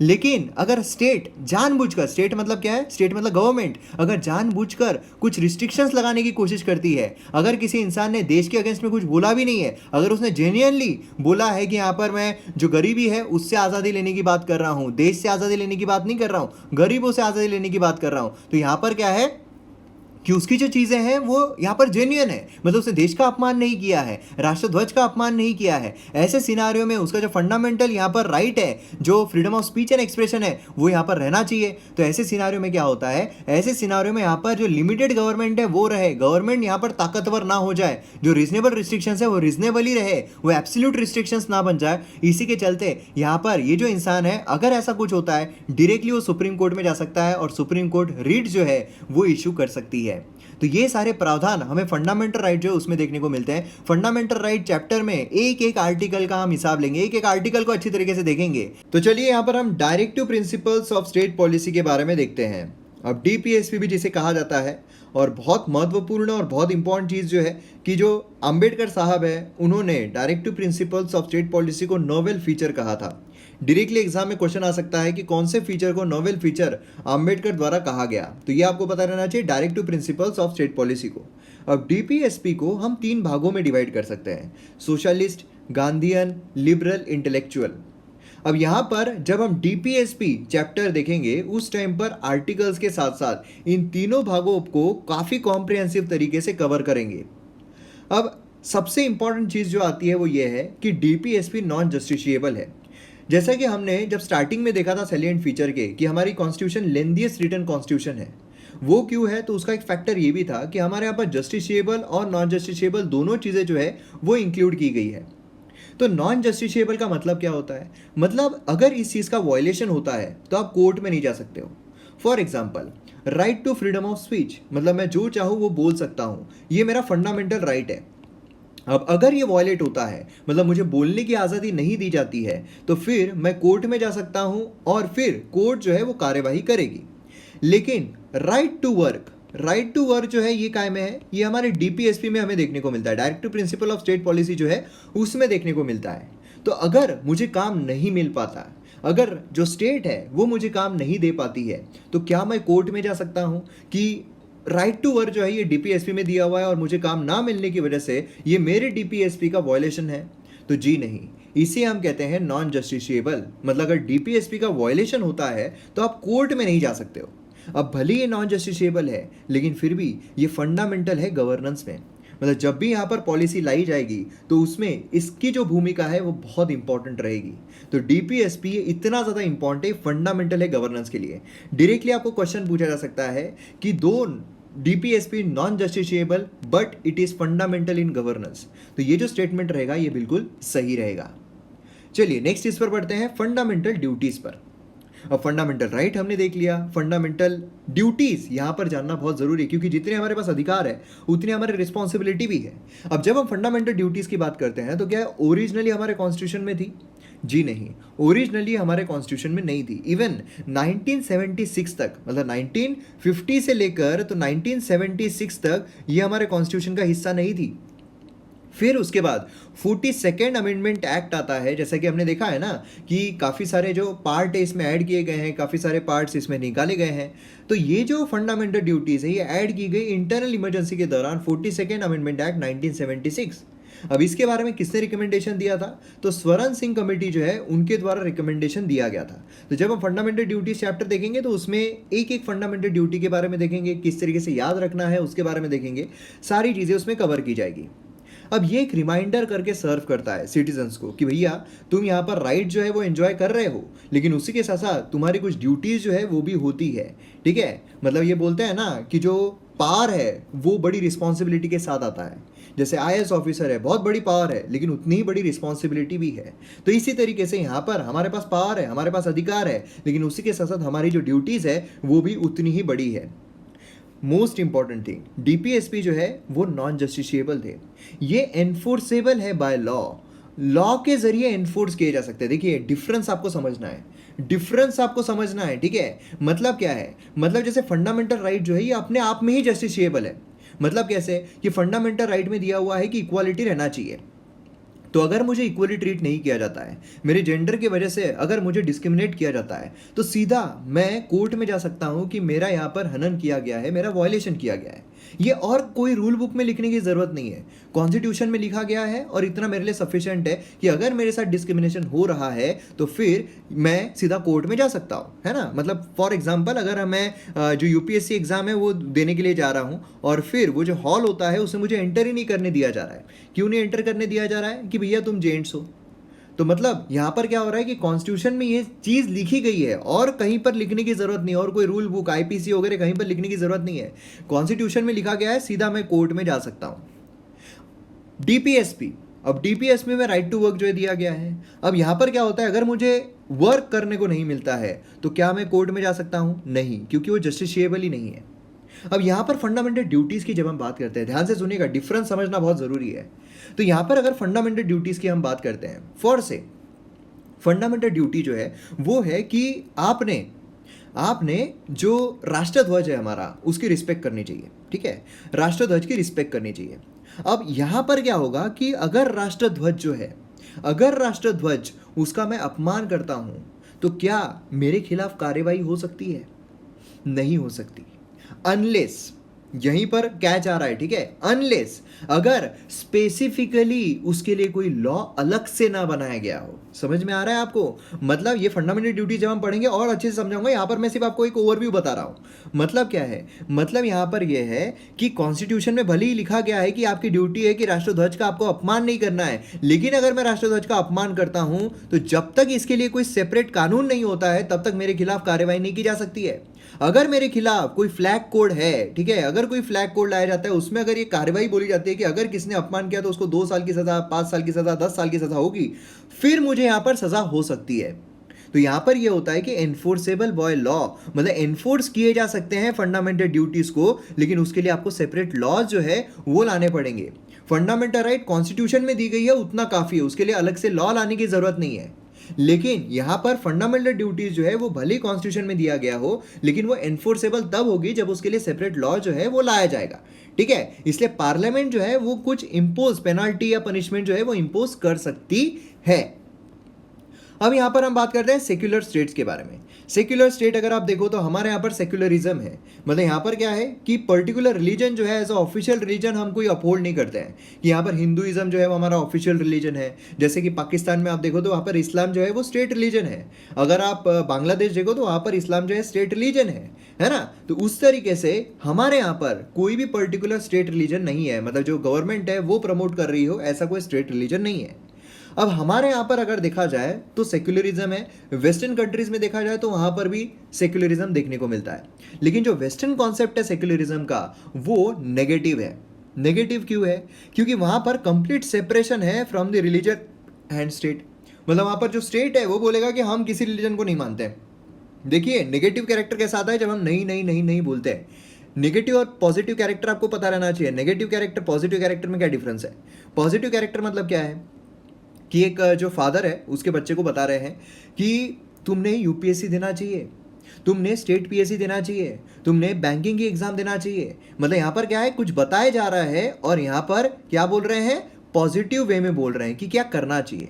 नेगेटिव कैरेक्टर क्या होता है कि तुमने बदमाशियां नहीं करनी चाहिए, तुमने जो एक्टर है वो नहीं बनना चाहिए, तुमने ये नहीं करना चाहिए। मतलब क्या रहा है, नेगेटिव कैरेक्टर जो है वो यहाँ पर पैदा हो रहे हैं। तो इसे हम कहते हैं नेगेटिव वे, मतलब जहां पर नहीं आता है। पॉजिटिव वे जहां पर ये करो ये करो ये करो इस तरीके से आता है। तो यहाँ पर नेगेटिव कंसेप्ट जो है सेक्युलरिज्म का वेस्टर्न कंट्रीज में देखने को मिलता है, क्योंकि वो बोलते हैं कि हम किसी रिलीजन को ही नहीं मानते। स्टेट जो है मतलब गवर्नमेंट जो है उनका ऐसा बोलना है कि हम किसी स्टेट रिलीजन को नहीं मानते। लेकिन हमारे यहाँ पर पॉजिटिव कैरेक्टर है। पॉजिटिव कैरेक्टर कैसा है, हमारे यहाँ पर है कि सभी रिलीजन जो है हमारे लिए इक्वल है, हम सभी रिलीजन की रिस्पेक्ट करते हैं, इसीलिए हम यहाँ पर सेक्युलर है। क्लियर है? नेक्स्ट यहाँ पर आता है यूनिवर्सल अडल्ट फ्रेंचाइज। अब मुझे एक बात बताइए आप कि जब आप वोटिंग करते हो, आपने देखा होगा ना जो वोटिंग करते हैं, अगर आपने नहीं किया होगा तो किसी और को देखा होगा वोटिंग करते हुए। क्या कभी ऐसा हुआ है कि आप लड़की हो आप वोट नहीं कर सकते हो? जी नहीं। क्या कभी हमारे देश में आपने ऐसा देखा है कि इलिटरेट हो तो आप वोट नहीं कर सकते? मतलब आज़ादी के बाद की बात कर रहा हूँ, नहीं। और उसी के साथ साथ कभी आपने ऐसा सुना है कि नहीं आप गरीब हो आप वोट नहीं कर सकते हो? बिल्कुल नहीं, है ना। तो यहाँ पर हमारे यहाँ पर इस तरीके से मतलब जेंडर के बेसिस पर, एजुकेशन के बेसिस पर या फिर इकोनॉमिक स्टेटस के बेसिस पर जो वोटिंग है वो नहीं कराई जाती, बल्कि हमारे यहाँ पर जो भी 18 साल के ऊपर है वो वोट कर सकता है। भली वो लड़की हो, भली वो इलिटरेट हो, भली वो गरीब हो या भली वो कोई भी हो, अगर वो 18 साल उसने पार कर ली है तो इसका मतलब है कि वो वोट कर सकता है। और इसे हम कहते हैं यूनिवर्सल अडल्ट फ्रेंचाइज। मतलब हमारे यहाँ पर कैसा है, जो भी अडल्ट हो गया है, अडल्ट मतलब 18 साल के ऊपर हो गया है, वो जाकर वोट कर सकता है। और ये हमारा एक कॉन्स्टिट्यूशनल राइट है कि कॉन्स्टिट्यूशन में इसका जिक्र किया गया है। अब ये चीज मैंने क्यों बताई, क्योंकि देखिए यूपीएससी में एक बार क्वेश्चन आ गया था। यूपीएससी में क्वेश्चन क्या पूछा गया कि right to vote to be elected in India is a, ये क्या है, ये फंडामेंटल राइट है, नेचुरल राइट है, कॉन्स्टिट्यूशनल राइट है या लीगल राइट है? अब इसमें जब ये क्वेश्चन आया था यूपीएससी में तो बहुत सारे एस्पिरेंट जो है बढ़ गए थे। कुछ एस्पिरेंट जो है बोल रहे थे भैया ये फंडामेंटल राइट है, ये मेरा अधिकार है कि मैं वोट कर सकता हूँ, ये मेरा फंडामेंटल राइट है। कुछ जो है वो बोल रहे थे कि नहीं ये लीगल राइट है भाई साहब, ये लीगल राइट है, फंडामेंटल राइट नहीं लीगल राइट है। फिर उसके बाद होता क्या है, ये बहस जो है वो चलती रही, क्योंकि यूपीएससी जो है काफी लेट अपनी आंसर की देता है। फिर उसके बाद फाइनली यूपीएससी ने आंसर की दिया, फिर उसमें पता चला कि ससुरा ये तो कॉन्स्टिट्यूशनल राइट निकला। तो ये क्या है, हमारा कॉन्स्टिट्यूशनल राइट है, क्योंकि हमारे संविधान में उसका जिक्र जो है वो किया गया है। अब यहाँ पर फंडामेंटल राइट मतलब हमारे जो फंडामेंटल राइट का सेक्शन है उसमें दिया हुआ हो। नेचुरल राइट मतलब जो ह्यूमन को एक राइट मिला हुआ है, नेचुरल तौर पर जो राइट मिला हुआ है, जैसे जिंदगी जीने का, लीगल राइट मतलब क्या होता है कि लीगली कोई प्रोविजंस दिए गए हैं तो उसको लीगल राइट, और अच्छी तरीके से रिफाइंड तौर पर हम एक एक चीज़ें समझेंगे जैसे जैसे हमारा लेक्चर जो है वो आगे बढ़ेंगे। तो ये आपको ध्यान में रखना, ऐसे क्वेश्चंस भी पूछे जाते हैं। नेक्स्ट यहाँ पर सिंगल सिटीजनशिप देखने को मिलता है। अब हमारे यहाँ पर अगर आप देखो तो यहाँ पर सिटीजनशिप जो है क्या वो इस प्रकार की होती है कि कोई ऐसा बोल रहा है कि मैं इंडिया का सिटीजन हूँ, उसी के साथ साथ मैं महाराष्ट्र का भी सिटीजन हूँ। नहीं, ऐसा नहीं होता है। अगर you are Indian citizen then you are Indian citizen, you are not of any particular respective state citizen, है ना। तो इस तरीके से हमें देखने को मिलता है। उसी के साथ साथ ऐसा भी नहीं हो सकता है कि आप इंडिया के भी सिटीजन हो और पाकिस्तान के भी सिटीजन हो, है ना। तो इस तरीके से ड्यूअल सिटीजनशिप हमारे यहाँ पर नहीं चलती है, सिंगल सिटीजनशिप चलती है। अगर आप अमेरिका देखोगे तो वहाँ पर यूएसए का भी कोई सिटीजन होता है और पर्टिकुलर स्टेट का भी उनका सिटीजन होता है, लेकिन हमारे यहाँ पर इस तरीके की ड्यूअल सिटीजनशिप नहीं है। नेक्स्ट यहाँ पर इंडिपेंडेंट बॉडीज, जो इंडिपेंडेंट बॉडीज है हमारे कॉन्स्टिट्यूशन में जिक्र किया गया है। यूपीएससी आप देख लीजिए, एक इंडिपेंडेंट बॉडी है, हमारे संविधान में जिक्र किया गया है। इलेक्शन कमीशन ऑफ इंडिया देखिए, इंडिपेंडेंट बॉडी, हमारे संविधान में जिक्र किया गया है। अटॉर्नी जनरल ऑफ इंडिया हमारे संविधान में जिक्र किया गया है ना। तो इस तरीके से जो बॉडीज है, इन पर्टिकुलर बॉडीज को भी, जो कॉन्स्टिट्यूशनल बॉडीज है, नॉन कॉन्स्टिट्यूशनल बॉडीज है, सभी बॉडीज को हम अच्छी तरीके से डिस्कस करेंगे आने वाले लेक्चर्स में। उसी के साथ साथ इमरजेंसी प्रोविजंस भी एक फीचर, एक सैलिएंट फीचर हमारे कॉन्स्टिट्यूशन का देखने को मिलता है। अब देखिए हमारे यहाँ पर 3 तरीके की इमरजेंसी देखने को मिलती है। मतलब अगर पूरी कंट्री में कोई खतरा आया है, पूरी कंट्री में अगर कोई प्रॉब्लम आया है, तो फिर नेशनल इमरजेंसी जो है वो लागू हो जाती है। अगर किसी पर्टिकुलर स्टेट में कोई प्रॉब्लम आया है, कॉन्स्टिट्यूशनल मशीनरी वहाँ पर फेल हो गई है, तो फिर स्टेट इमरजेंसी जो है देखने को मिलता है। अगर हमारे देश की जो फाइनेंशियल स्टेबिलिटी है उस पर अगर कोई खतरा आता है तो फाइनेंशियल इमरजेंसी का प्रोविजन दिया गया है। तो एक एक करके इमरजेंसी प्रोविजंस को भी हम डिटेल में देखेंगे इमरजेंसी चैप्टर में। फिर उसके बाद 3 टायर गवर्नमेंट जो है वो भी देखने को मिलता है। मतलब पंचायती राज जब हम देखेंगे वहाँ पर हमें देखने को मिलेगा कि हमारे यहाँ पर 3 टायर सिस्टम है। मतलब ग्राम पंचायत विलेज लेवल पर, पंचायत समिति ब्लॉक लेवल पर, जिला परिषद डिस्ट्रिक्ट लेवल पर। जो विलेज पंचायत है, ग्राम पंचायत है, वहाँ पर डायरेक्टली इलेक्टेड होते हैं। जो पंचायत समिति है ब्लॉक लेवल पर इनडायरेक्टली इलेक्टेड, और जिला परिषद वहाँ पर भी इनडायरेक्टली इलेक्टेड। इस तरीके से जो पंचायती राज म्यूनसिपालिटी हम देखेंगे, ये भी क्योंकि बाद में ऐड किए गए थे, तो इन सबको भी हम डिटेल में कवर करने की कोशिश करेंगे। तो 3 टायर गवर्नमेंट जो है ये भी हमारा सैलिएंट फीचर बनता है। फिर उसके बाद आता है कोऑपरेटिव सोसाइटीज़। कोऑपरेटिव सोसाइटीज़, ये चीज़ बहुत इंपॉर्टेंट है कि 97th अमेंडमेंट एक्ट जो है 2011 का, मतलब हाल ही मतलब काफ़ी टाइम हो चुका है, लेकिन ऐसे ही मतलब हम ये अब 20,000 के बाद से जो भी चीज़ें हैं उसको हम हाल ही में बोलेंगे ना, क्योंकि संविधान बने 1950, है ना। तो इसलिए क्या है, जब से 2000 लग जाता है ना, तब से हम बोलेंगे रिसेंट टाइम्स। तो यहाँ पर 2011 की अगर हम बात करते हैं तो उसमें कॉन्स्टिट्यूशनल स्टेटस जो है प्रोवाइड किया गया कोऑपरेटिव सोसाइटीज़ के प्रोटेक्शन के लिए। इसमें हमें 3 चीज़ें देखने को मिलती है। Right to form cooperative societies, आप कोऑपरेटिव सोसाइटीज जो है फॉर्म कर सकते हो, ये फंडामेंटल राइट दिया गया अंडर आर्टिकल 19। देखिए प्रीलिम्स पर्सपेक्टिव से बहुत इंपॉर्टेंट चीज़ है ये, ठीक है। दूसरी चीज़ देखने को मिलती है कि new directive principles of state policy जो है ऐड किया गया on the promotion of cooperative society under article 43B। फिर तीसरी चीज़ हमें देखने को मिलती है कि नया पार्ट जो है यहाँ पर ऐड किया गया कोऑपरेटिव सोसाइटीज़, जिसके आर्टिकल इतने से इतने यहाँ पर डील करते हुए देखने को मिलते हैं। तो आगे आने वाले जो लेक्चर्स है उसमें ये भी हम चीज़ें देखने की कोशिश करेंगे। फिर अब यहाँ पर हम बात करते हैं क्रिटिसिज्म की। क्रिटिसिज्म जो है वो भी काफ़ी होता है हमारे कॉन्स्टिट्यूशन का। देखिए पिछले लेक्चर में जो मेकिंग ऑफ द कॉन्स्टिट्यूशन था उसमें कॉन्स्टिट्यूएंट असेंबली का क्रिटिसिज्म था, कॉन्स्टिट्यूशन का नहीं, संविधान का नहीं। यहाँ पर जो हम देख रहे हैं ये संविधान का क्रिटिसिज्म है। पहला क्रिटिसिज्म आता है कि बोरोड कॉन्स्टिट्यूशन है। मतलब यहाँ पर क्या है, अलग अलग जो कंट्रीज़ है उनसे बोरो किया गया है। मतलब इसमें खुद का कोई न्यू या फिर खुद का कोई ओरिजिनल कुछ भी नहीं है, ये सब लिया हुआ है, ठीक है, बाहर से लिया हुआ है। तो फ्रेमर जो है उन्होंने कहा कि भैया यहाँ पर हमने नेसेसरी मॉडिफिकेशन जो है वो किए हुए हैं, तो यहाँ पर आप ये नहीं बोल सकते हो जो भी अच्छी चीज़ें हैं वो तो लेनी ही पड़ेगी ना, है ना। तो इस तरीके से यहाँ पर देखने को मिला। फिर नेक्स्ट यहाँ पर जो क्रिटिसिज्म होता है वो ये है कि कार्बन कॉपी है 1935 एक्ट का। इसमें जो अंबेडकर साहब है उन्होंने कहा था कि बोरो करने में मुझे बिल्कुल अशेम्ड फील नहीं होता है। Nobody holds any patent right, कोई भी पेटेंट राइट जो है वो होल्ड नहीं करता है। और जो यहाँ पर इंपॉर्टेंट है वो इंपॉर्टेंट है, जो चीज़ अच्छी है वो चीज़ अच्छी है, वो हमने लेनी ही चाहिए। अगर सामने वाला इंसान जो है, हम नॉर्मली, ये तो कॉन्स्टिट्यूशन की बात हो गई, लेकिन मॉरल जो हमारे जो भी क्वालिटीज़ होती है, सामने वाला इंसान अगर उसमें कोई अच्छी क्वालिटी अगर हम वो लेते हैं, हम वो हमारे अंदर इनकलकेट करते हैं, तो क्या नहीं करना चाहिए कि नहीं नहीं नहीं नहीं बाबा वो तो ये है, वो तो मतलब ये तो कॉपी हो जाएगा, तो ऐसा तो हो नहीं सकता है ना। तीसरी क्रिटिज्म आती है कि एंटी इंडियन है, इंडियन के ही खिलाफ है। मतलब क्या है कि ये पॉलिटिकल ट्रेडिशन जो है इंडिया का, स्पिरिट ऑफ इंडिया जो है, ये बिल्कुल रिफ्लेक्ट नहीं करता है, ये हमें देखने को मिलता है। फिर नेक्स्ट क्रिटिसिज्म आता है कि अनगांधीयन कॉन्स्टिट्यूशन है, मतलब ये बहुत ही ज़्यादा जो मॉडर्न है वो बनाई गई है, वेस्टर्नाइज किया गया है हमारे कॉन्स्टिट्यूशन को, गांधीयन कॉन्स्टिट्यूशन नहीं देखने को मिल रही है। मतलब यहाँ पर जो विलेज पंचायत है उस पर बिल्ड करनी चाहिए थी, जो डिस्ट्रिक्ट पंचायत है उस पर बिल्ड करनी चाहिए थी, लेकिन हम बिल्ड काय पर कर रहे हैं, बिल्ड कर रहे हैं फेडरलिज्म, यूएसए, कनाडा, इन सब पर। तो अनगांधीयन कॉन्स्टिट्यूशन है, ये भी क्रिटिसिज्म देखने को मिलता है।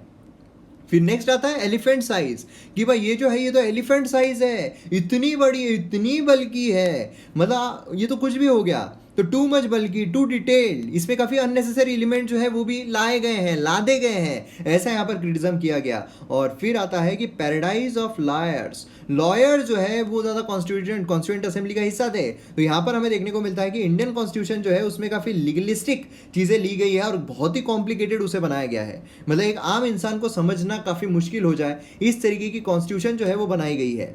और यहाँ पर जो सर एवर जेनिंग्स है उसने कहा था लॉयर्स पैराडाइज, तो ये एक बहुत इंपॉर्टेंट चीज़ है जो आपको पता रहना चाहिए। डायरेक्टली क्वेश्चन आ सकता है कि किसने कहा था लॉयर्स पैराडाइज, क्लियर है। तो यहाँ पर हमारा जो salient feature of the constitution है वो खत्म होता है। मैं उम्मीद करता हूँ कि आपको जितने भी सैलिएंट फीचर्स थे वो समझ में आ गए होंगे। अब नेक्स्ट लेक्चर से हम प्रीएम्बल जो है उससे शुरुआत करेंगे।